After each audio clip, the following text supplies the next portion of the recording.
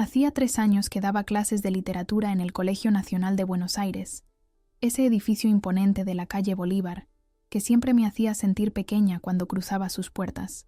La rutina era tan predecible como el mate que preparaba cada mañana, despertador a las 6, ducha rápida, ropa que había elegido la noche anterior, y el colectivo 39 que me dejaba a 2 cuadras del colegio. Mis alumnos de 5º año ya sabían que los lunes comenzábamos con Borges, ese escritor que tanto amaba y que ellos apenas toleraban entre bostezos disimulados. Aquella tarde de julio, el frío porteño se colaba por las rendijas de mi apartamento en Almagro. Había decidido aprovechar las vacaciones de invierno para ordenar el desastre que se acumulaba en mi placard desde hacía meses. Cajas con papeles viejos, ropa que ya no usaba, y esos recuerdos que uno guarda sin saber muy bien por qué. Fue entre esas cajas que encontré algo que no recordaba tener. Un paquete envuelto en papel madera, atado con un hilo rústico y con mi nombre escrito con una caligrafía que reconocí de inmediato. Para Valeria, cuando sea el momento, decía la nota adjunta con la letra inclinada y elegante de mi abuela Elena. El paquete había llegado a mis manos después de su funeral. Hacía ya 7 años, pero en aquel momento el dolor era tan intenso que lo había guardado sin abrirlo, y con el tiempo quedó olvidado entre mudanzas y cambios de vida. Sentada en el piso, entre el polvo y los recuerdos, deshice el nudo con dedos temblorosos. Dentro había un cuaderno de tapas de cuero gastado, con páginas amarillentas y esa fragancia particular que tienen los libros viejos, como si guardaran en su interior no solo palabras, sino también tiempo. Mi querida nieta. Comenzaba la primera página.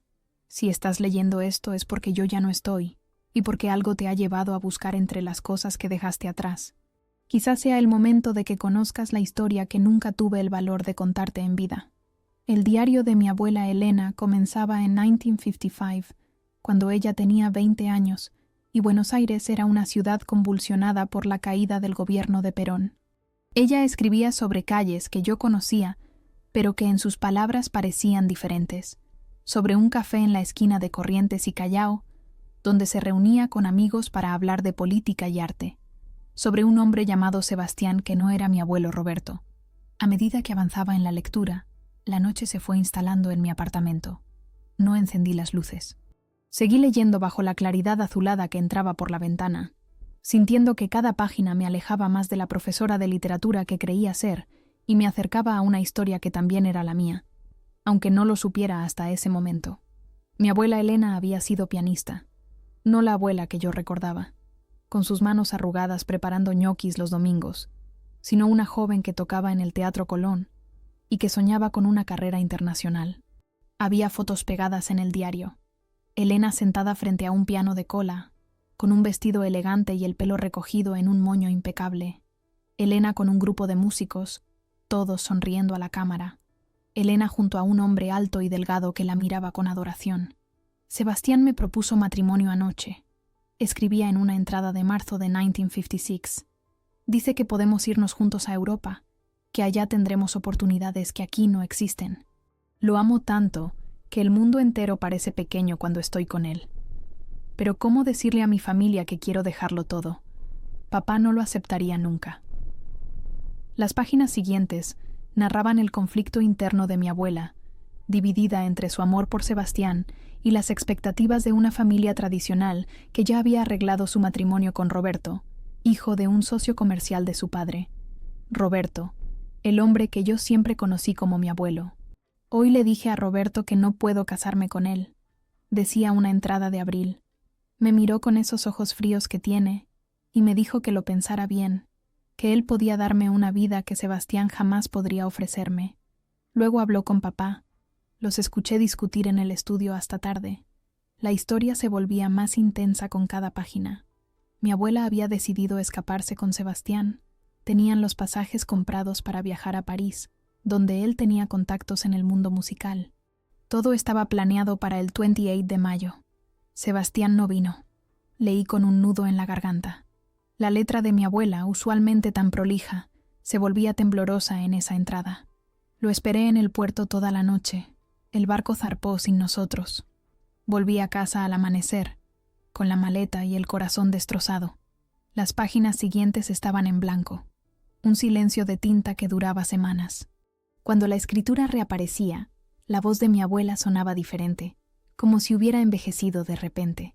Me casaré con Roberto en diciembre. Escribía simplemente. Papá está contento. Dice que es lo mejor para todos. He dejado el piano. Ya no encuentro música en mis dedos. Cerré el diario sintiendo un peso en el pecho. Eran casi las 2 de la madrugada y tenía la sensación de haber vivido otra vida en esas horas de lectura.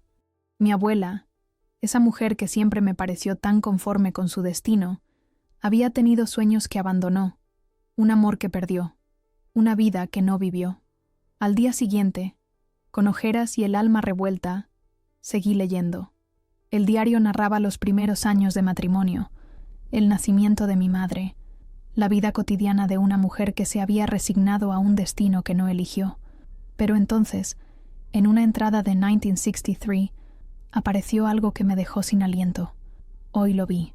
Después de 7 años, me crucé con Sebastián en la calle Florida. Estaba igual, quizá con algunas canas nuevas. Me dijo que acaba de regresar de Europa, que me buscó antes de irse, pero que mi padre le dijo que yo ya me había casado con Roberto por decisión propia. Me dijo que intentó escribirme, pero nunca recibí sus cartas. Me contó que se casó en Francia, que tiene 2 hijos. Me invitó a tomar un café. Le dije que no podía. ¿Qué sentido tiene ahora? Ya tenemos vidas diferentes. Pero me dejó su dirección. Por si algún día quieres hablar, me dijo. Guardé el papel en mi bolsillo. No sé si lo tiraré. El corazón me latía con fuerza. ¿Mi abuela se había reencontrado con su amor de juventud? ¿Qué había pasado después? Pasé las páginas con ansiedad, pero el diario saltaba a 1965, con entradas esporádicas sobre la vida familiar. No había más menciones a Sebastián, como si mi abuela hubiera decidido borrarlo nuevamente de su vida, o de su diario. Hasta que, casi al final del cuaderno, encontré un sobre pegado a la última página. Dentro había una dirección en el barrio de San Telmo. Defensa 1423, 2 degrees piso, departamento B. Y una nota breve. Aquí dejé parte de mi corazón. Quizá tú puedas recuperarlo. Me quedé mirando ese papel amarillento con la sensación de que mi abuela me estaba hablando directamente, traspasando el tiempo y la muerte para entregarme una misión. ¿Qué había en esa dirección? ¿Seguiría existiendo después de tantos años? Tomé una decisión mientras el sol de la mañana entraba por mi ventana. Iría a San Telmo a buscar esa dirección. No tenía idea de qué encontraría allí, pero sentía que se lo debía a mi abuela, a esa mujer que no llegué a conocer realmente, y que ahora, desde las páginas de su diario, me invitaba a descubrir una historia enterrada en el tiempo. Me duché rápidamente, me vestí con lo primero que encontré, y salí a la calle con el papel en el bolsillo. El colectivo 29 me llevaría hasta San Telmo. Mientras esperaba en la parada, sentí una mezcla de nervios y excitación. Por primera vez en mucho tiempo, no sabía qué me depararía el día, y esa incertidumbre, lejos de asustarme, me hacía sentir más viva que nunca. El colectivo avanzaba por Rivadavia, con esa lentitud típica de las mañanas porteñas. Pegué la frente al vidrio empañado, observando cómo la ciudad despertaba, los bares abriendo sus persianas, los oficinistas caminando apurados con sus vasos de café en mano, los puesteros del 11 preparando sus mercaderías. Buenos Aires, tan familiar y ahora, de algún modo, tan nueva ante mis ojos. Bajé en la esquina de Defensa y Avenida Independencia. San Telmo se desplegaba ante mí con sus calles empedradas y sus edificios antiguos, como si el tiempo se hubiera detenido. Aunque había estado aquí cientos de veces, hoy sentía que lo veía con otros ojos. ¿Por estas mismas calles habría caminado mi abuela en sus encuentros secretos? ¿Habría sentido esta misma mezcla de ansiedad y esperanza? Defensa 1423 resultó ser un edificio de 3 pisos con fachada italiana, de esos que abundan en el barrio. La puerta principal, de madera oscura y pesada, estaba entreabierta. El hall de entrada conservaba baldosas originales, formando dibujos geométricos en blanco y negro, y una escalera de mármol gastado conducía a los pisos superiores. No había portero ni interfono, así que subí directamente. El departamento B del segundo piso tenía una puerta verde desconchada por el tiempo. Me quedé frente a ella, con el corazón latiendo en mis oídos. ¿Qué esperaba encontrar? A Sebastián, El amor perdido de mi abuela, convertido ahora en un anciano que guardaría recuerdos de ella. Algún familiar suyo, o quizás el departamento estaría vacío, ocupado por desconocidos que no sabrían nada de esa historia. Respiré hondo y toqué el timbre. Nada. Volví a intentarlo. El silencio me respondió desde el otro lado. Estaba a punto de darme por vencida, cuando la puerta del departamento A se abrió y apareció una mujer mayor, con el pelo blanco recogido en un rodete y ojos curiosos detrás de unos anteojos de marco grueso. ¿Buscas a alguien, querida?, me preguntó con ese tono entre amable y desconfiado que tienen algunas vecinas mayores. Busco... Dudé un instante. Estoy buscando información sobre alguien que vivió en el Tubi hace muchos años. Un hombre llamado Sebastián. La mujer entrecerró los ojos, estudiándome. ¿Sebastián Lombardi? ¿El músico?, preguntó finalmente. El apellido no aparecía en el diario de mi abuela. Solo lo había mencionado como Sebastián. Pero algo me dijo que estábamos hablando de la misma persona. Creo que sí, respondí. Era pianista, o al menos estaba relacionado con la música. La mujer sonrió levemente y abrió más su puerta. Pasá, querida. Creo que tenemos mucho de qué hablar. Su departamento era un museo de otra época. Muebles antiguos de madera oscura, tapetes de encaje sobre cada superficie, fotografías en marcos plateados y ese olor peculiar a naftalina y tiempo detenido. Me invitó a sentarme en un sillón tapizado con flores mientras ella preparaba mate en una cocina diminuta. Me llamo Irene Salvatierra, dijo mientras regresaba con el mate y una fuente de masas secas. Vivo aquí desde 1960. Conocí a todos los vecinos que han pasado por este edificio. Tomé el mate que me ofrecía y le conté mi historia. El diario de mi abuela Elena, su romance frustrado con Sebastián, la dirección encontrada entre sus páginas. Elena Quintana, dijo Irene cuando mencioné el nombre completo de mi abuela. Claro que la recuerdo. Una mujer hermosa, con un aire triste siempre, incluso cuando sonreía. Sentí un escalofrío. Esta mujer había conocido a mi abuela, la había visto, le había hablado. ¿Venía seguido?, pregunté. Irene tomó un sorbo de mate antes de responder. Durante casi 2 años, venía cada jueves por la tarde, siempre a la misma hora, siempre sola. Se quedaba unas 2 horas y luego se iba. Todos en el edificio sabíamos, pero nadie decía nada. Eran otros tiempos, querida. Las apariencias importaban mucho. Entonces, mi abuela y Sebastián se amaban, dijo simplemente Irene. De eso no tengo ninguna duda. Los escuchaba a veces, no las palabras, sino la música. Él tocaba el piano para ella. Tenía un piano de cola en su departamento, un instrumento magnífico. A veces ella también tocaba. Tenía un talento especial, tu abuela. Me contó que Sebastián había regresado de Europa en 1963, después de que su esposa francesa falleciera de una enfermedad repentina. Había vuelto a Buenos Aires con sus 2 hijos pequeños, buscando un nuevo comienzo. Se encontró con Elena por casualidad, y aunque ambos tenían vidas establecidas, ella con mi abuelo Roberto y mi madre pequeña, él con sus hijos, no pudieron evitar reencontrarse. Los jueves eran sagrados para ellos, siguió Irene. Tu abuelo Roberto nunca sospechó, o si lo hizo, decidió mirar para otro lado. Era un hombre práctico. Tenían un matrimonio de conveniencia, como muchos en esa época. El mate pasaba de sus manos a las mías mientras la historia se desplegaba. Mi abuela, esa mujer que yo creía conocer, había llevado una doble vida durante años, escapando cada jueves a este edificio en San Telmo para vivir unas horas de la vida que había soñado. ¿Qué pasó después?, pregunté. ¿Por qué dejaron de verse? La expresión de Irene se ensombreció. En 1965, Roberto tuvo un accidente. Quedó en silla de ruedas. Elena no pudo abandonarlo en esas circunstancias. Le dijo a Sebastián que no podían seguir viéndose. Recordé esa fecha. Coincidía con el momento en que el diario de mi abuela se volvía más esporádico, más centrado en lo doméstico. Nunca había mencionado el accidente de mi abuelo, o al menos no en las páginas que yo había leído. Sebastián lo entendió, continuó Irene. Era un hombre bueno, pero fue como si algo se apagara en él. Siguió viviendo aquí unos años más, dando clases de piano, criando a sus hijos. Luego se mudó a Mendoza, creo. Perdí el contacto con él. ¿Y el departamento? Pregunté. ¿Quién vive ahí ahora? Nadie. Lleva años vacío. La hija de Sebastián lo conserva. Paga las expensas puntualmente, pero nunca viene. Creo que ahora vive en Chile. Un pensamiento cruzó mi mente. ¿Tiene las llaves? ¿O sabe cómo podría contactar a la hija de Sebastián? Irene me miró con una sonrisa cómplice. Sabía que me lo preguntarías. Sebastián me dejó una copia de las llaves antes de irse. Por si Elena alguna vez quiere venir, me dijo. Tu abuela nunca volvió después de que él se fue. Y ahora estás tú aquí, como si el destino hubiera dado una vuelta completa.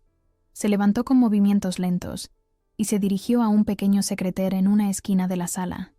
De un cajón sacó una llave antigua atada a una cinta descolorida. Creo que ahora te pertenece, dijo poniéndola en mi mano. Sebastián querría que la tuvieras. Con la llave en mi poder, crucé el pasillo hasta la puerta verde del 2B. La cerradura cedió con un chirrido oxidado. El departamento estaba en penumbras, con las persianas bajadas y muebles cubiertos por sábanas blancas, como fantasmas silenciosos. El polvo flotaba en los rayos de luz que se filtraban entre las rendijas, danzando como pequeñas estrellas. En el centro de la sala, cubierto por una gran tela, se adivinaba la forma inconfundible de un piano de cola.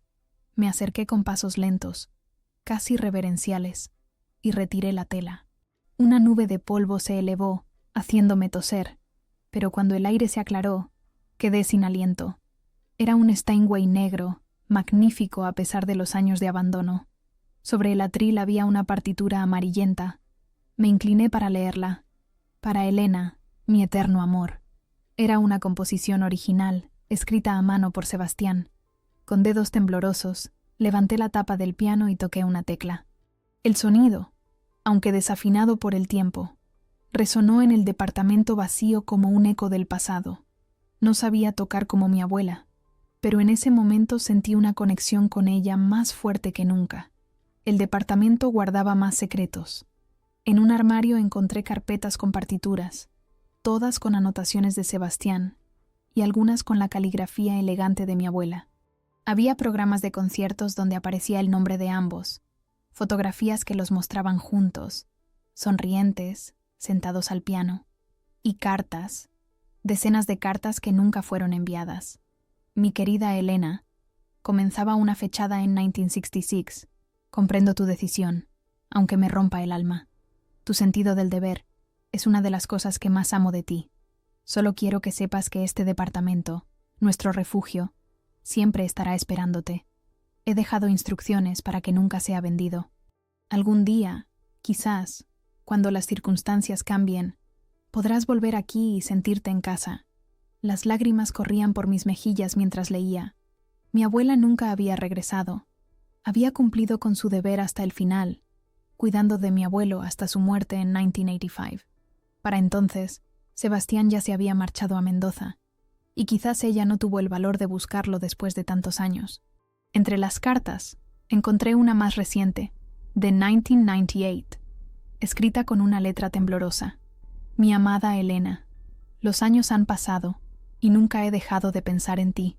Dicen que estamos demasiado viejos para ciertos sentimientos, pero mi corazón no entiende de calendarios. He vuelto a Buenos Aires por unos días, y pasé por nuestra calle. Miré hacia nuestra ventana. Me pregunté si alguna vez volviste, si encontraste mis cartas, si leíste la música que escribí para ti. Me dijeron que ahora eres abuela. Me alegro por ti. Espero que seas feliz, que la vida te haya tratado con la dulzura que mereces. Si lees esto algún día, quiero que sepas que no me arrepiento de ningún momento compartido contigo. Fueron lo mejor de mi vida.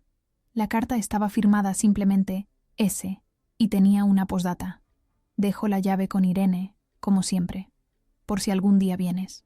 Me senté al piano, con las cartas sobre mi regazo y la historia de un amor interrumpido rodeándome. Mi abuela nunca había leído estas cartas. Nunca supo que Sebastián había regresado en 1998, apenas 2 años antes de su muerte. Nunca supo que él seguía amándola después de tantos años. O quizás sí lo supo, de alguna manera. Quizás por eso me había dejado el diario, la dirección, el camino hacia este lugar donde parte de su corazón había quedado guardado. Quizás su último deseo era que alguien conociera su verdadera historia, que alguien supiera que había amado profundamente y había sido amada de la misma manera. Pasé horas en ese departamento, leyendo cartas, mirando fotografías, tocando torpemente las teclas del piano. Cuando el sol comenzó a ponerse, iluminando la habitación con un resplandor dorado, tomé una decisión. No permitiría que esta historia quedara enterrada en el polvo. No dejaría que el amor de mi abuela y Sebastián se perdiera en el olvido. Esa noche no pude dormir.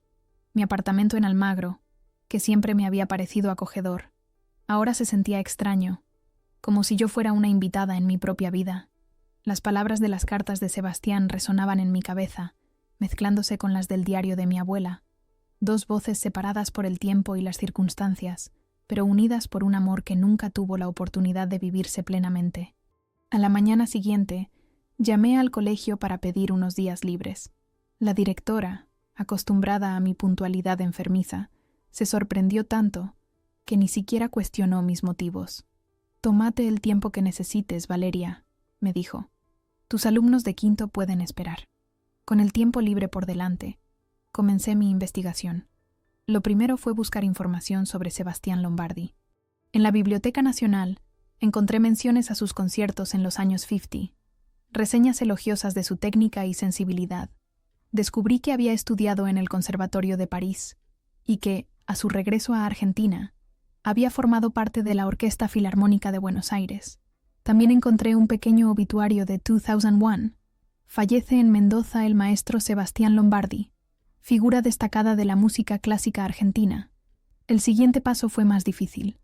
Necesitaba hablar con mi madre, contarle lo que había descubierto. ¿Cuánto sabía ella? ¿Había sospechado alguna vez de los jueves de su madre?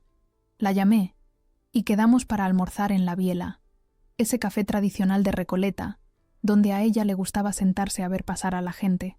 Cuando llegué, ya estaba allí, elegante como siempre con su pañuelo de seda al cuello y ese aire distinguido que había heredado de mi abuela. ¿A qué debo esta invitación sorpresa?, me preguntó después de los besos de rigor. ¿Problemas en el colegio? ¿O finalmente conociste a alguien interesante? Encontré el diario de la abuela Elena, dije sin preámbulos. Su expresión cambió sutilmente. Un parpadeo más prolongado, una tensión en la comisura de los labios, gestos casi imperceptibles para cualquiera, pero no para mí que la conocía tan bien. ¿Qué diario?, preguntó, fingiendo desinterés mientras revolvía su café.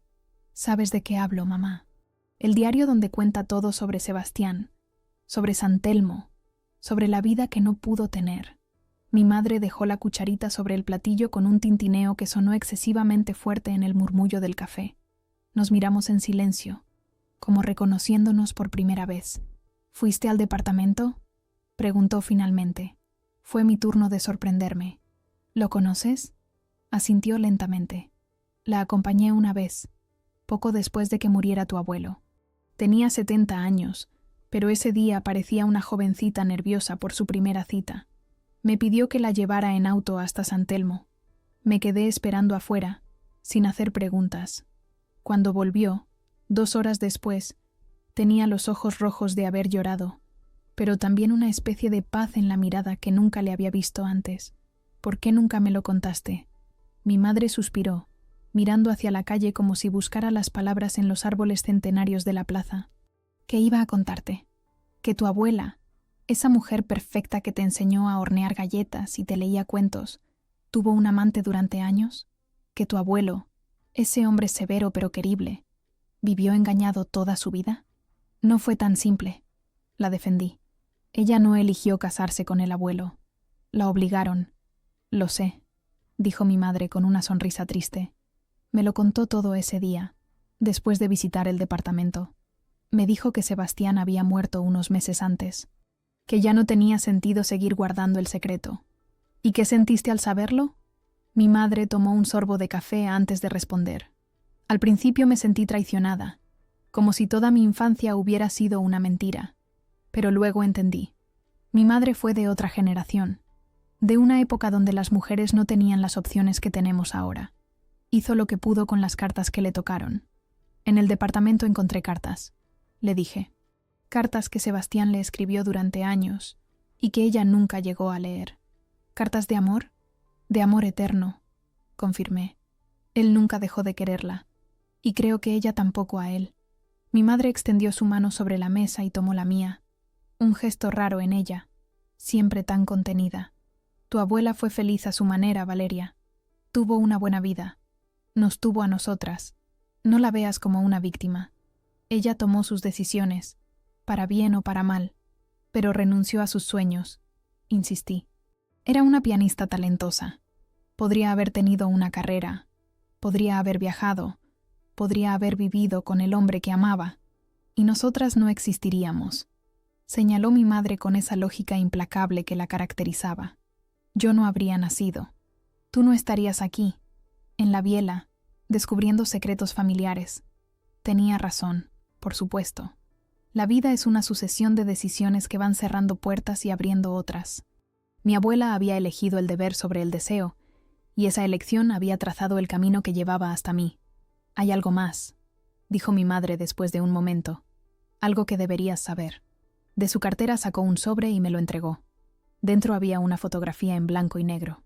Mi abuela, joven y radiante, sentada al piano en lo que parecía ser un escenario importante.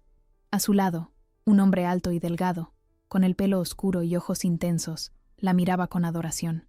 Sebastián y Elena en el Teatro Colón, 1954. Leí en el reverso de la foto. Hay más, dijo mi madre. En casa tengo una caja con cosas de la abuela.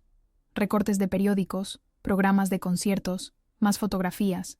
Nunca supe qué hacer con todo eso. Quizá tú sí lo sepas. Esa tarde, en el departamento de mi madre en Belgrano, abrimos juntas la caja de recuerdos. Era como armar un rompecabezas. Cada artículo, cada fotografía, cada programa añadía una pieza a la historia de Elena y Sebastián. Descubrimos que habían formado un dúo de piano conocido en los círculos musicales porteños, que habían compuesto juntos, que habían soñado con una gira europea que nunca se concretó. Entre los papeles encontramos algo inesperado, partituras originales, composiciones firmadas por ambos, música que probablemente nunca había sido interpretada, que había quedado sepultada bajo el peso de las convenciones sociales y las obligaciones familiares. Deberías tocarlas, dijo mi madre. Estudiaste piano de niña, ¿recuerdas?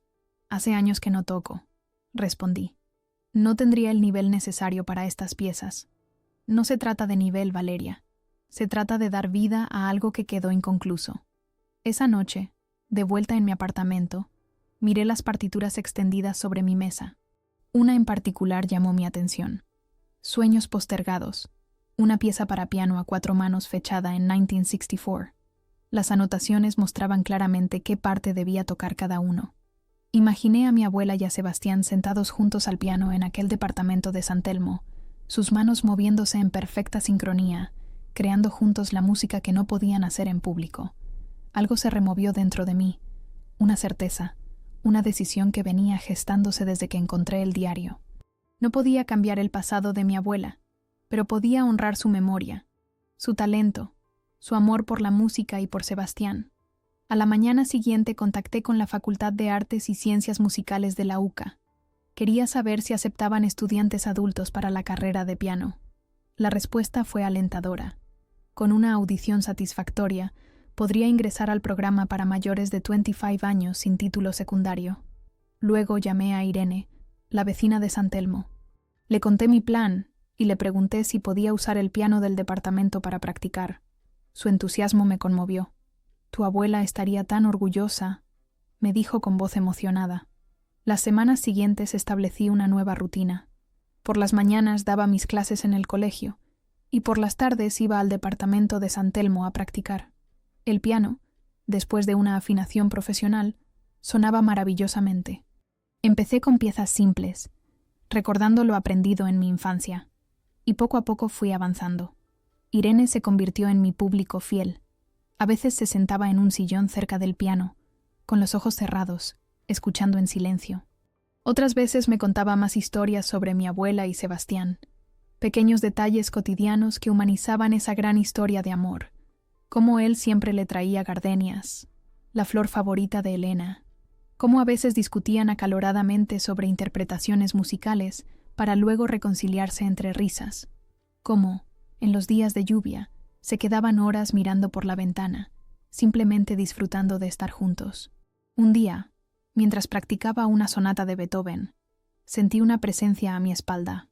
Me giré esperando ver a Irene, pero en su lugar encontré a una mujer de unos 60 años, con el pelo gris recogido en una trenza y ojos oscuros que me resultaron extrañamente familiares. «Tocas como ella», dijo la mujer con voz suave. Irene me llamó.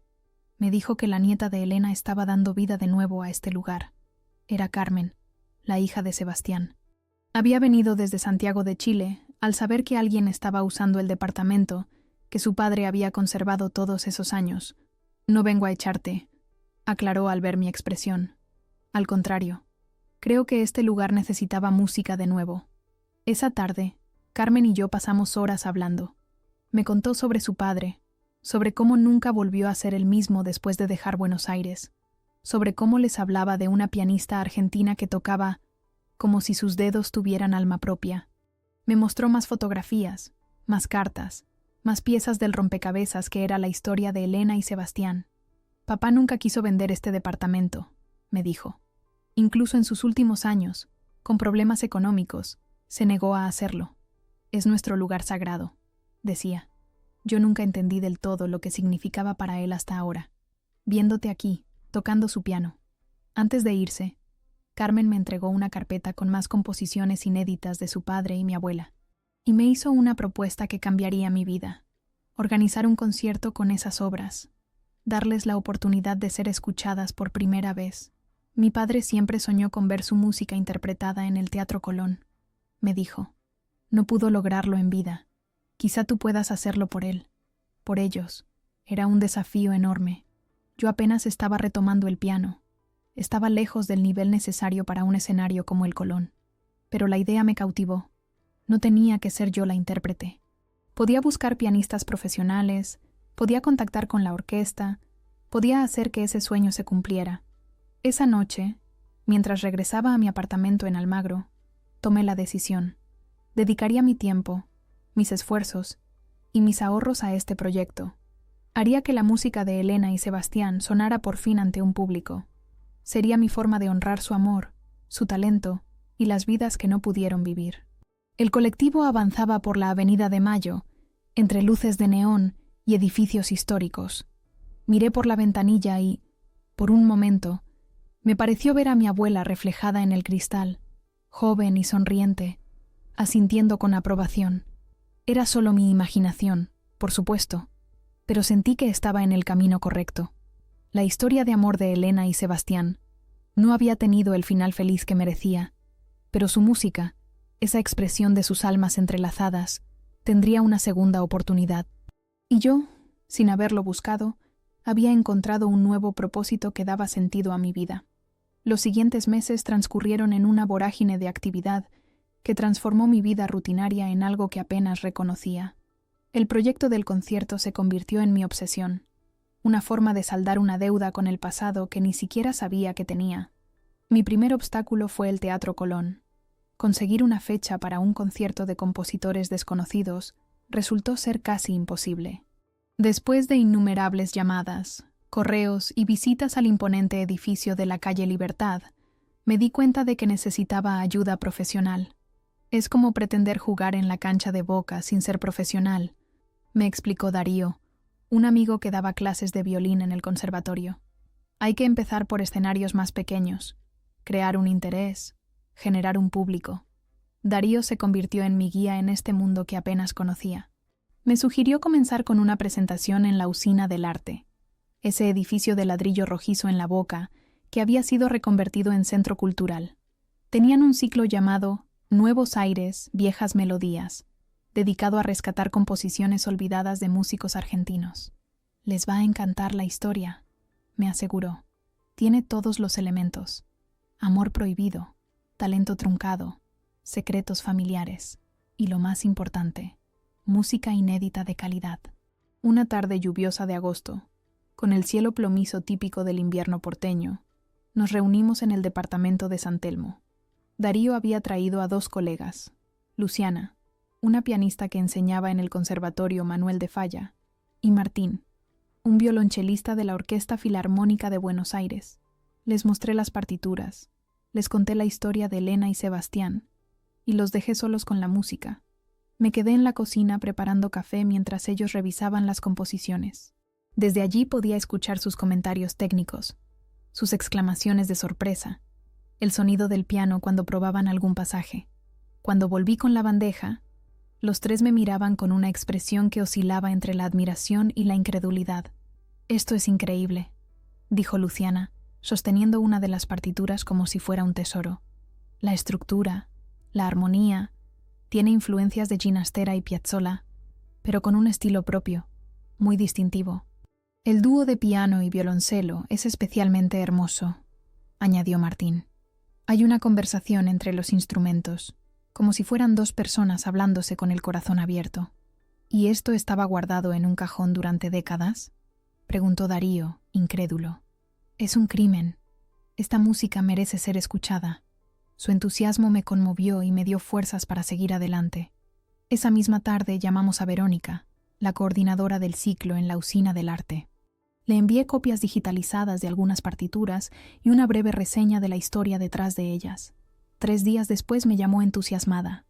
«Queremos incluir este proyecto en nuestra programación de primavera», me dijo. «Es exactamente el tipo de historia que buscamos rescatar. Música argentina de calidad que nunca tuvo su oportunidad». Los preparativos comenzaron de inmediato. Luciana sería la pianista principal, con Martín al violoncello para las piezas que lo requerían. Carmen, la hija de Sebastián, viajó desde Santiago para involucrarse en el proyecto.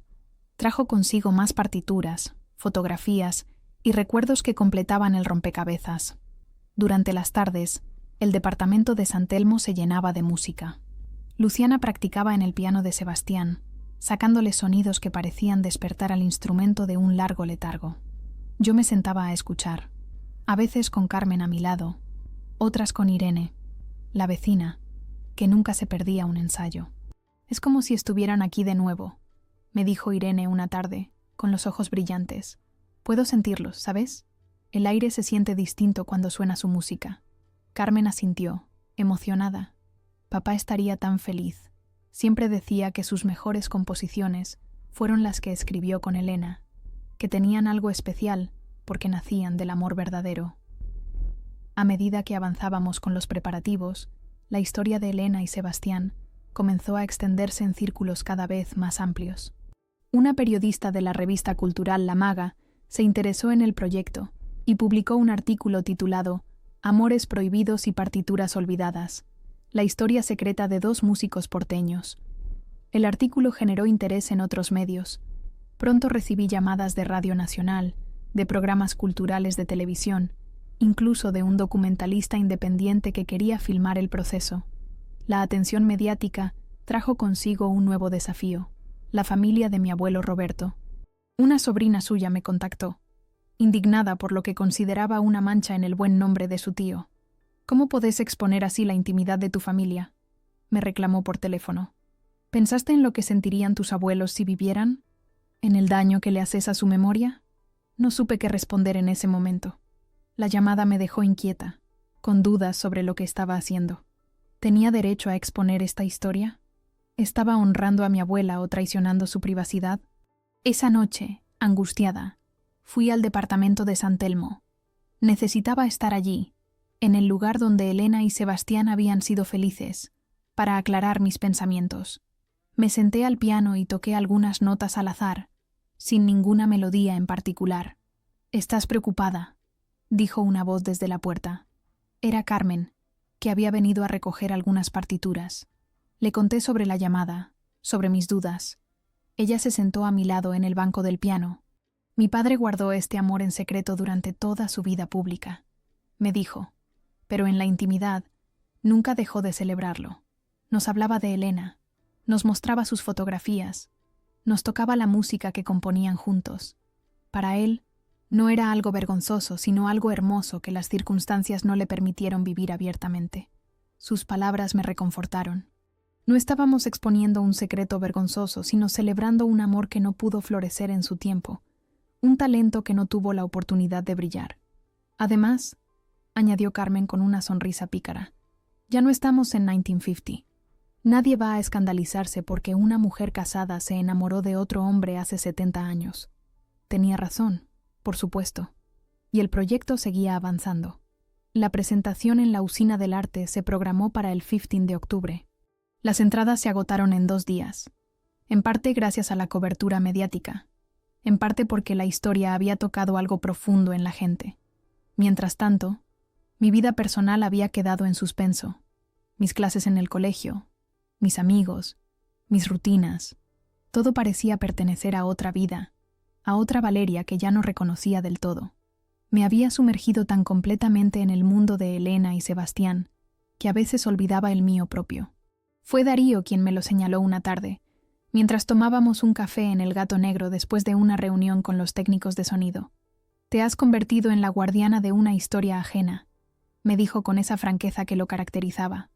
«Es hermoso lo que estás haciendo, pero no te olvides de vivir tu propia vida».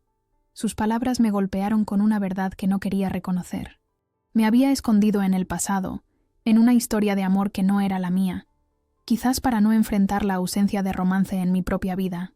A mis 35 años, mis relaciones habían sido escasas y superficiales, ninguna lo suficientemente significativa como para dejar huella. «No es solo por eso», le expliqué, revolviendo mi café con más energía de la necesaria. «Es que siento que les debo algo.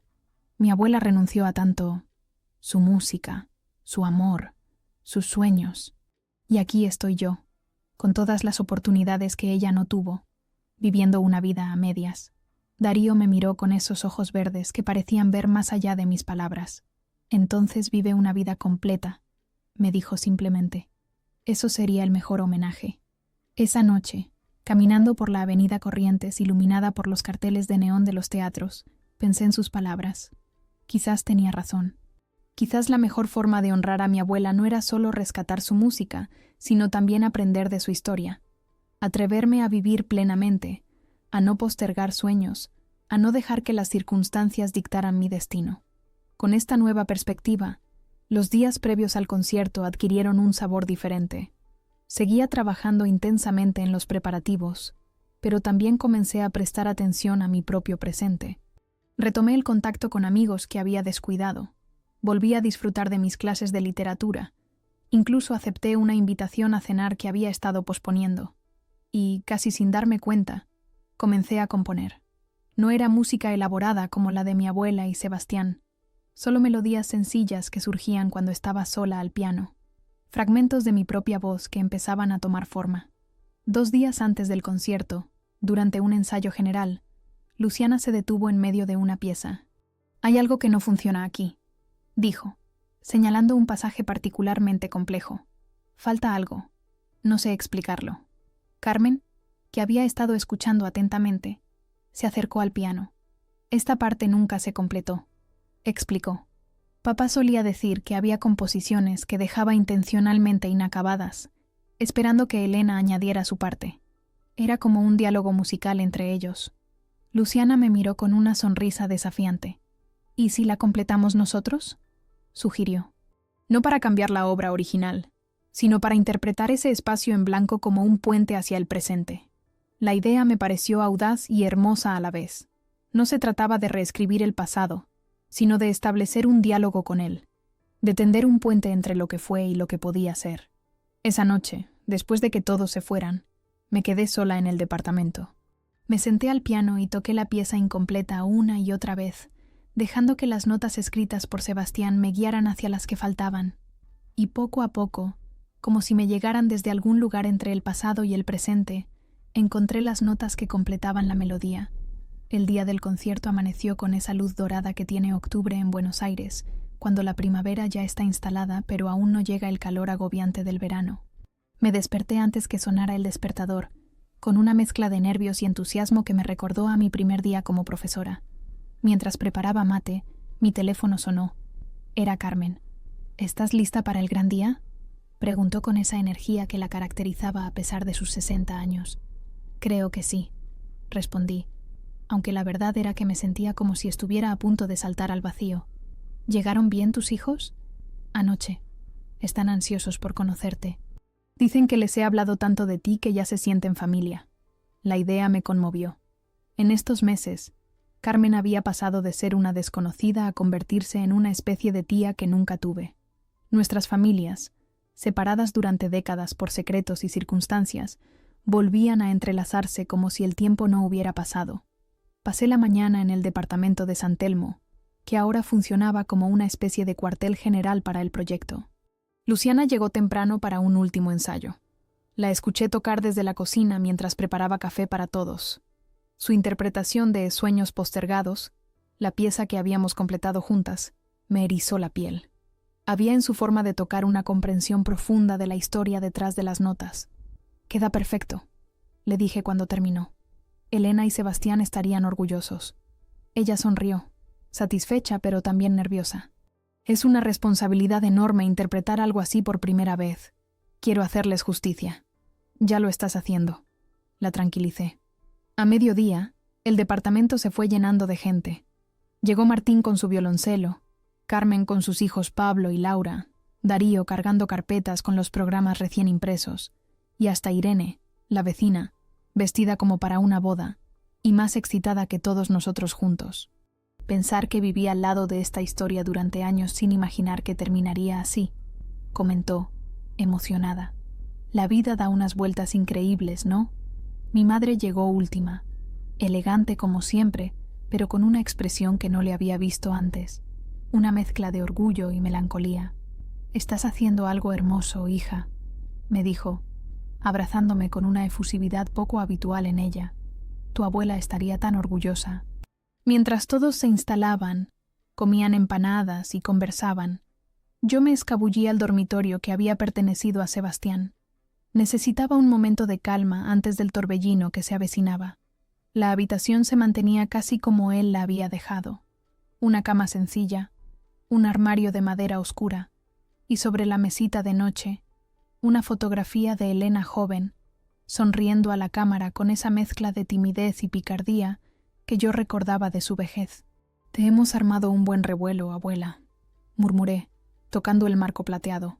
«Espero que no te moleste». Alguien golpeó suavemente la puerta. Era Darío. «Te estamos esperando», dijo. «Es hora de irnos a la usina». El trayecto hasta la boca fue un caos organizado. Coches, instrumentos, programas, flores. Todo debía llegar a tiempo y en orden.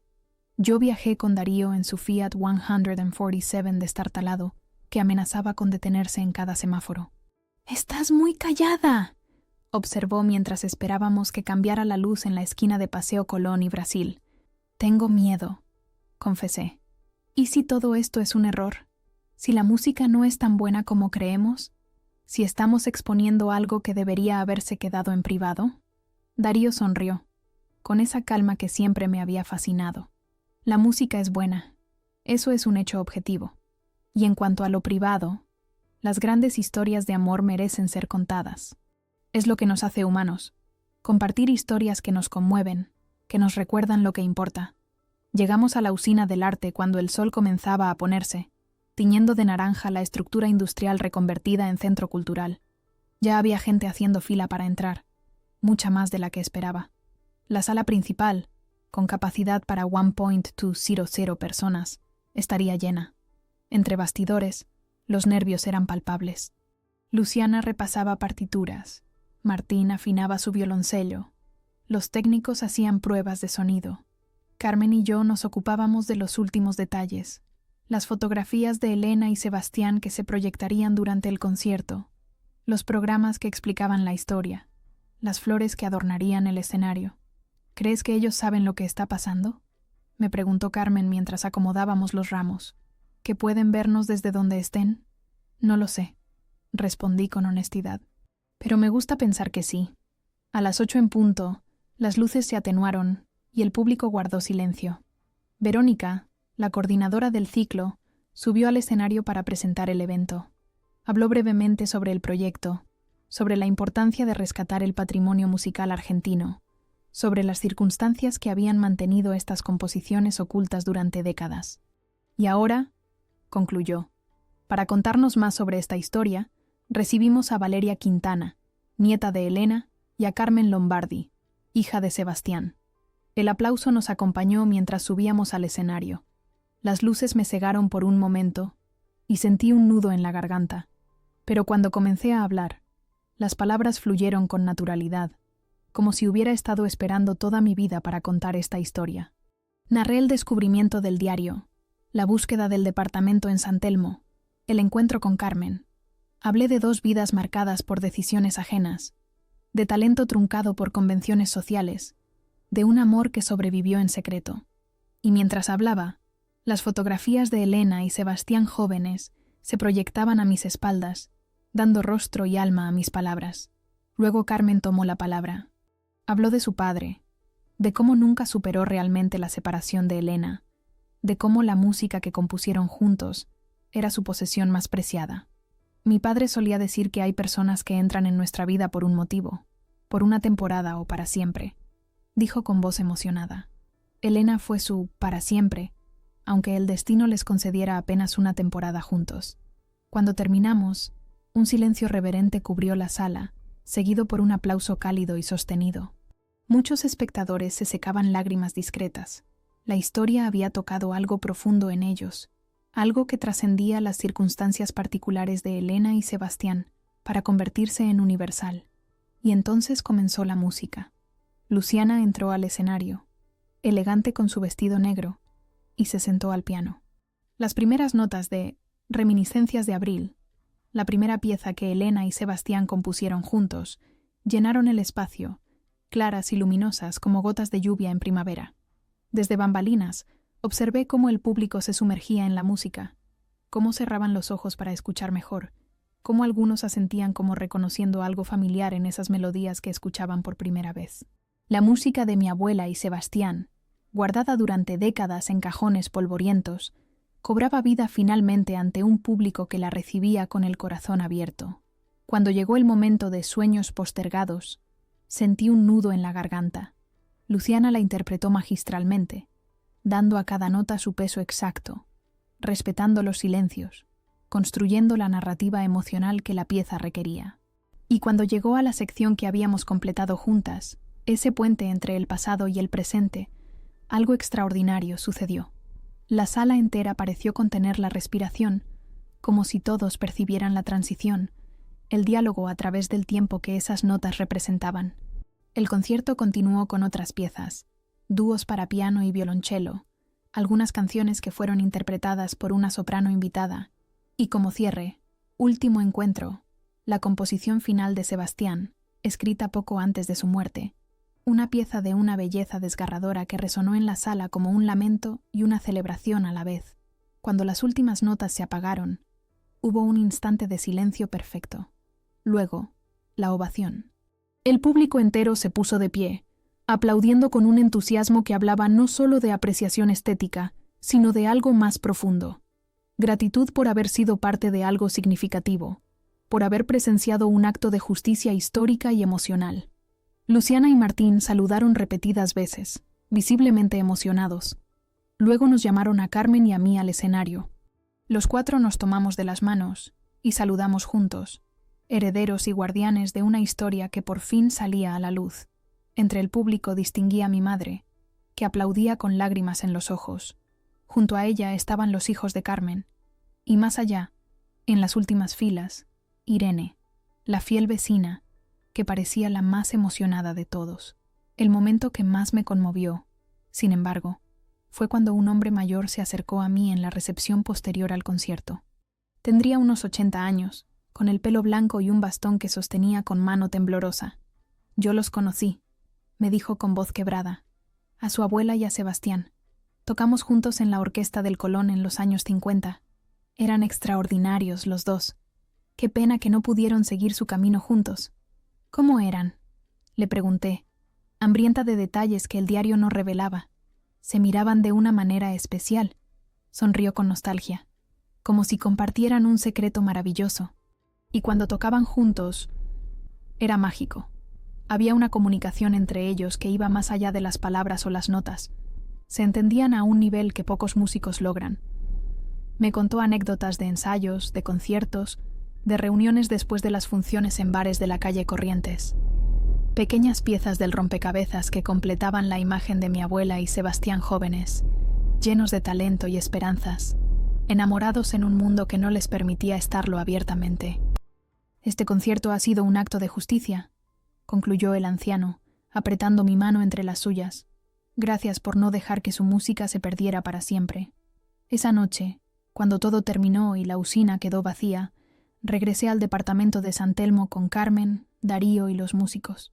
Abrimos botellas de vino, brindamos por Elena y Sebastián, por la música recuperada, por las conexiones que habíamos forjado a lo largo de este viaje.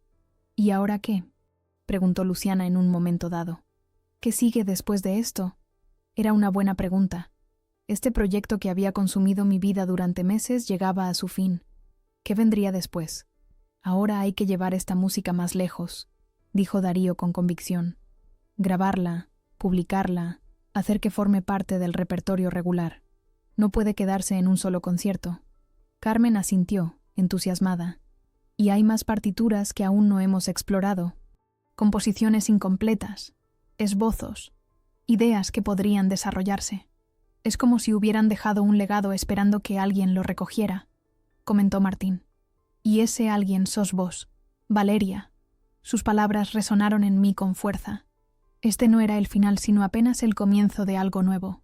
La música de Elena y Sebastián tenía ahora una segunda oportunidad, y yo, sin haberlo buscado, me había convertido en su guardiana y promotora. Miré alrededor del departamento, a las personas reunidas allí, a las partituras esparcidas sobre el piano, a las fotografías en blanco y negro que nos observaban desde las paredes. Sentí una certeza profunda. Mi abuela me había legado no solo su historia y su música, sino también un propósito, un camino a seguir que era completamente mío, y a la vez continuaba el suyo. El éxito del concierto en la Usina del Arte fue solo el principio.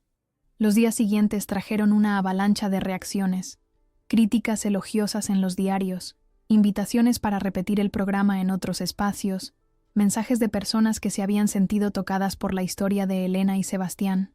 Un productor de Radio Nacional nos propuso grabar las piezas para un ciclo especial de música argentina.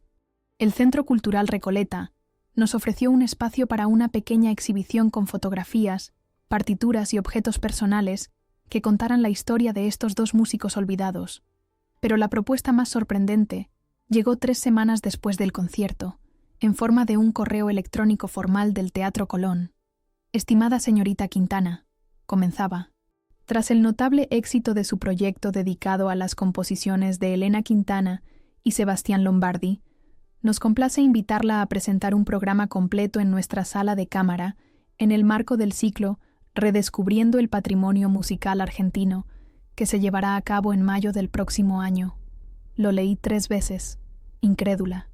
El Colón, el escenario con el que Elena y Sebastián habían soñado, el lugar donde debieron haber brillado juntos, si las circunstancias hubieran sido diferentes. Y ahora, décadas después, su música regresaría allí. Llamé a Carmen de inmediato, y luego a Luciana y a Darío. Nos reunimos esa misma tarde en el departamento de San Telmo para celebrar y planificar. La invitación del Colón no solo nos daba un escenario prestigioso, sino también tiempo. Teníamos 6 meses para preparar un programa más ambicioso, para explorar más a fondo el legado musical de Elena y Sebastián. Durante ese periodo, mi vida cambió en formas que nunca hubiera imaginado. Pedí una excedencia en el colegio para dedicarme completamente al proyecto. Pasaba los días en archivos musicales, en bibliotecas, buscando más información sobre el contexto en el que mi abuela y Sebastián habían desarrollado su breve carrera. Encontré reseñas de sus actuaciones, menciones en revistas culturales de la época, fotografías olvidadas en archivos de diarios. Las noches las dedicaba a la música. Había retomado seriamente el piano, no con ambiciones profesionales, sino como una forma de conectar más profundamente con el legado de mi abuela. Darío me ayudaba, paciente y generoso con su tiempo. Nuestras lecciones improvisadas en el departamento de San Telmo se convirtieron en una rutina que esperaba con ansias. «Tenés su toque», me dijo una noche, después de que intentara torpemente una de las piezas más sencillas de Elena. No la técnica, claro, eso lleva años, pero sí algo en la sensibilidad, en la forma de abordar ciertas frases. La observación me conmovió más de lo que esperaba. La idea de que algo de mi abuela vivía en mí, no solo en los genes o los recuerdos, sino en la forma de sentir la música, era un descubrimiento precioso. Con el paso de las semanas, Darío y yo desarrollamos una cercanía que iba más allá del proyecto común. A veces, después de trabajar durante horas, salíamos a caminar por San Telmo. Me mostraba detalles arquitectónicos que nunca había notado. Me contaba historias del barrio. Me llevaba a pequeños bares donde tocaban tango en vivo. Una noche, en la Plaza Dorrego, bajo una lluvia ligera que nos obligó a compartir un paraguas, me besó por primera vez.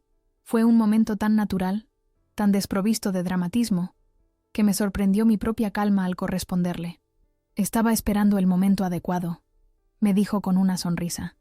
Pero creo que cualquier momento con vos es adecuado. Nuestra relación creció a la par del proyecto, nutriéndose de la música, de las historias compartidas, de la pasión común por rescatar algo hermoso del olvido. Darío no solo se convirtió en mi compañero, sino también en un colaborador esencial para lo que vendría después. Porque a medida que profundizaba en el legado de Elena y Sebastián, una idea comenzó a tomar forma. No quería limitarme a rescatar su música. Quería contar su historia completa, documentar no solo sus composiciones, sino también el contexto social que había moldeado sus vidas, las fuerzas que los habían unido y separado, el impacto de las convenciones de su época en sus decisiones. En febrero, 4 meses antes del concierto en el Colón, comencé a escribir un libro. No era una biografía tradicional ni una novela, sino algo intermedio. Una narración documentada que entrelazaba hechos históricos, extractos del diario de mi abuela, testimonios de quienes los habían conocido, análisis de sus composiciones. Darío me ayudaba con la parte técnica musical, Carmen aportaba recuerdos y documentos de su padre, y mi madre, sorprendiéndome, se involucró aportando sus propios recuerdos de infancia. Nunca entendí por qué mamá se ponía tan triste los jueves por la noche, me contó un día. Después de visitar a una amiga, como ella decía, volvía con los ojos rojos y se encerraba en su habitación. Papá fingía no darse cuenta. Era una dinámica extraña que solo ahora comprendo. Estas conversaciones con mi madre nos acercaron de una manera que no habíamos experimentado antes. A través de Elena, encontramos un terreno común, una forma de comunicarnos que iba más allá de nuestras habituales cortesías distantes. Marzo trajo la noticia de que el departamento de San Telmo pasaría oficialmente a mi nombre. Carmen había decidido cedérmelo, con la única condición de que siguiera siendo un espacio dedicado a preservar la memoria de Elena y Sebastián. Papá querría que fuera tuyo, me dijo cuando firmamos los papeles. Este lugar siempre estuvo destinado a Elena. Ahora te pertenece a ti, que sos quien realmente entendió lo que significaba para ellos. Abril fue un torbellino de actividad. Los ensayos se intensificaron.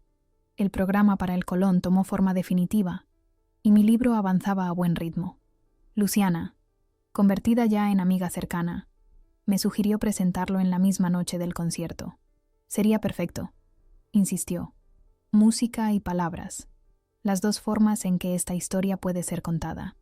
Mayo llegó con una Buenos Aires todavía veraniega, con tardes doradas y noches tibias que invitaban a pasear. El concierto en el Teatro Colón estaba programado para el 23, coincidiendo con la semana de festividades por el aniversario de la Revolución de Mayo. La fecha no podía ser más simbólica, una revolución musical pequeña pero significativa dentro de las celebraciones patrias. La noche anterior al concierto, Darío y yo nos quedamos solos en el departamento de San Telmo. Los músicos habían terminado su ensayo final. Carmen había regresado a su hotel para descansar, y nosotros nos quedamos sentados al piano, repasando una última vez algunas piezas. Mañana va a ser un día histórico, dijo Darío, pasando suavemente sus dedos por las teclas. ¿Sabes lo que más me conmueve de todo esto? Que nunca fue tu intención. No buscabas reconocimiento ni gloria. Solo querías hacer justicia a una historia de amor, la historia de mi abuela. Asentí, aunque ahora siento que también es un poco mía. Es tuya porque la hiciste tuya, respondió. La tomaste y la transformaste en algo nuevo. Elena y Sebastián estarían orgullosos. Esa noche dormí en el departamento, en la que había sido la habitación de Sebastián. Por la ventana entraba la luz amarillenta de las farolas de la calle Defensa, dibujando sombras fantasmales en las paredes. No sentí miedo, sino una extraña paz, como si el lugar me acogiera, como si perteneciera allí de alguna manera profunda. La mañana del concierto amaneció radiante, con ese cielo azul intenso que solo tiene Buenos Aires en sus mejores días. Me desperté temprano, con una mezcla de nervios y serenidad. Este era el día que había estado preparando durante meses, el momento en que la música de Elena y Sebastián regresaría al escenario para el que fue concebida. El Teatro Colón, imponente con su fachada eclética y su cúpula que se recorta contra el cielo, me recibió con la majestuosidad que siempre me había intimidado. Pero esta vez entré con paso firme, como si tuviera todo el derecho de estar allí. Los técnicos ya estaban preparando la sala de cámara, ajustando luces, colocando los atriles, afinando el piano de cola. Los músicos llegaron poco después. Además de Luciana y Martín, para esta ocasión habíamos incorporado a una violinista y un clarinetista, ampliando el repertorio a piezas más complejas que requerían más instrumentos. Carmen apareció con sus hijos y un ramo de gardenias, la flor favorita de mi abuela, que colocamos sobre el piano como un tributo silencioso. Mi madre llegó acompañada por varias primas que no veía desde hacía años. Incluso algunos miembros de la familia de mi abuelo Roberto habían decidido asistir, venciendo sus reticencias iniciales. Al final es parte de nuestra historia familiar también, me dijo una tía segunda con una sonrisa reconciliadora.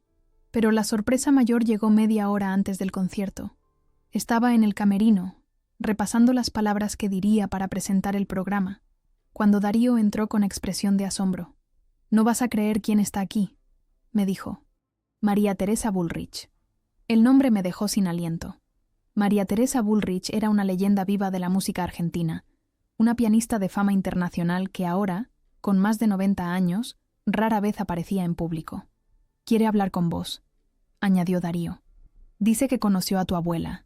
La encontré en el vestíbulo, una mujer menuda con el pelo blanco, recogido en un moño elegante, y ojos vivaces que desmentían su edad. Me recibió con una sonrisa cálida y tomó mis manos entre las suyas. «Por fin te conozco», me dijo como si me hubiera estado esperando. «He seguido tu proyecto desde que supe de él. Elena estaría tan orgullosa». Resultó que María Teresa había estudiado con mi abuela en el conservatorio. Habían sido amigas cercanas hasta que sus caminos se separaron. Elena hacia su matrimonio con Roberto, María Teresa hacia Europa, donde desarrolló una carrera brillante. «Nunca entendí por qué abandonó la música», me dijo con tristeza. «Tenía un talento extraordinario, una sensibilidad única. Cuando dejó de tocar, fue como si una luz se apagara. Le conté lo que había descubierto, la historia de amor con Sebastián, las circunstancias que habían truncado sus carreras. Ella escuchó atentamente, asintiendo a veces, con lágrimas en los ojos. Tenía mis sospechas», confesó. «Sebastián y ella tenían una conexión especial. Todos lo notábamos. Pero en esa época no se hablaba de ciertas cosas. Cada uno guardaba sus secretos. Antes de despedirse para ocupar su asiento en primera fila, me entregó un pequeño paquete envuelto en papel de seda. «Encontré esto entre mis cosas», me dijo. «Creo que te pertenece ahora». Lo abrí con dedos temblorosos. Era una fotografía que nunca había visto. Mi abuela, joven y radiante, tocando un piano de cola en lo que parecía ser una sala de conciertos. Al dorso, con su caligrafía elegante, había escrito: «Mi debut en el Colón. El día más feliz de mi vida. Mayo de 1953. Esa fotografía fue lo que llevé conmigo al escenario cuando salí a presentar el concierto. La coloqué sobre el atril mientras hablaba al público que llenaba la sala de cámara, contándoles la historia de Elena y Sebastián, de su música redescubierta, de los sueños que no pudieron cumplir en vida pero que ahora, de alguna manera, se realizaban a través de nosotros. Esta noche», concluí, «su música regresa al escenario donde debió sonar hace 70 años, y con ella regresa también una historia de amor que trascendió el tiempo, las convenciones y hasta la muerte misma». El concierto fue perfecto. Los músicos interpretaron las piezas con una sensibilidad que conmovió hasta al público más exigente. Las composiciones de Elena y Sebastián, por fin en el escenario para el que fueron creadas, resonaron en la acústica perfecta de la sala, como si hubieran estado esperando décadas para este momento. Al finalizar, la ovación fue ensordecedora. El público, de pie, aplaudía con un entusiasmo que hablaba de algo más que apreciación estética. Era el reconocimiento de una injusticia reparada, de un talento que por fin recibía el lugar que merecía. Entre los aplausos, miré hacia la fotografía de mi abuela que seguía en el atril. Por un instante fugaz, me pareció que sonreía de una manera diferente, como si estuviera allí, presente de algún modo inexplicable, presenciando el momento en que su música volvía a sonar en el escenario de sus sueños. Esa noche, en la recepción posterior al concierto, rodeada de críticos musicales, periodistas y figuras del ámbito cultural, pensé en el extraño camino que me había traído hasta aquí. Todo había comenzado con un diario olvidado, con una dirección en San Telmo, con una curiosidad que podría haberse quedado en nada. Y ahora, casi un año después, estaba en el Teatro Colón, celebrando el éxito de un proyecto que había cambiado mi vida y honrado la memoria de mi abuela de una manera que nunca hubiera imaginado. «¿En qué estás pensando?», me preguntó Darío, acercándose con 2 copas de champán. «En los giros inesperados de la vida», respondí, aceptando la copa.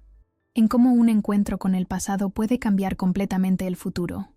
Más tarde, cuando la recepción terminó y la mayoría de los invitados se habían marchado, nos quedamos solos en la sala, Carmen, Darío y yo. Carmen sostenía la fotografía de su padre junto a mi abuela en el piano, esa que habíamos encontrado meses atrás en el departamento. «Creo que ahora pueden descansar en paz», dijo con voz serena. «Su música ha encontrado su lugar en el mundo.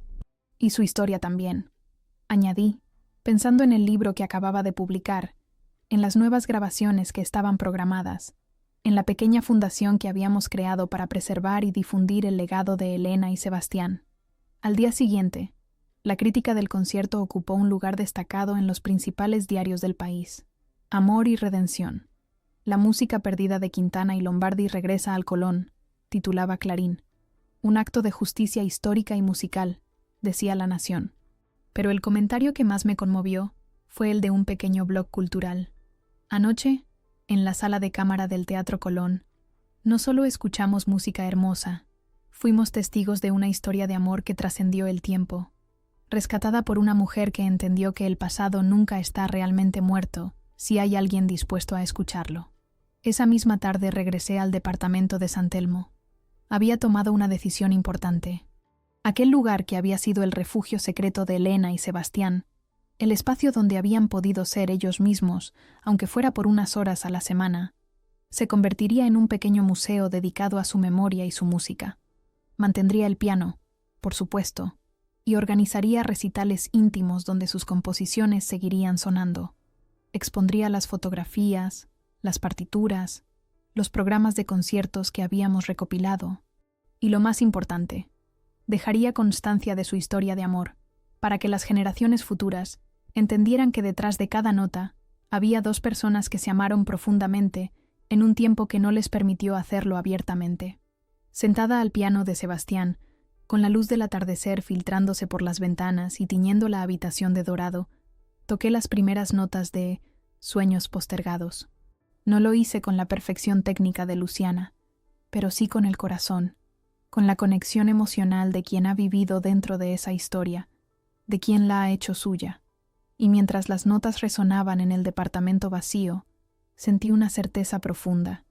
Mi abuela Elena, donde quiera que estuviera, sonreía. Sus sueños, postergados durante décadas, por fin se habían cumplido. Su música había encontrado su lugar. Su historia de amor había sido contada. Y yo, sin haberlo buscado, había encontrado mi propio camino a través del suyo. La vida tiene estas vueltas inesperadas, estos encuentros con el pasado que pueden reescribir el futuro. A veces basta con abrir un cajón olvidado, desatar un nudo de un paquete antiguo, seguir una dirección escrita en un papel amarillento.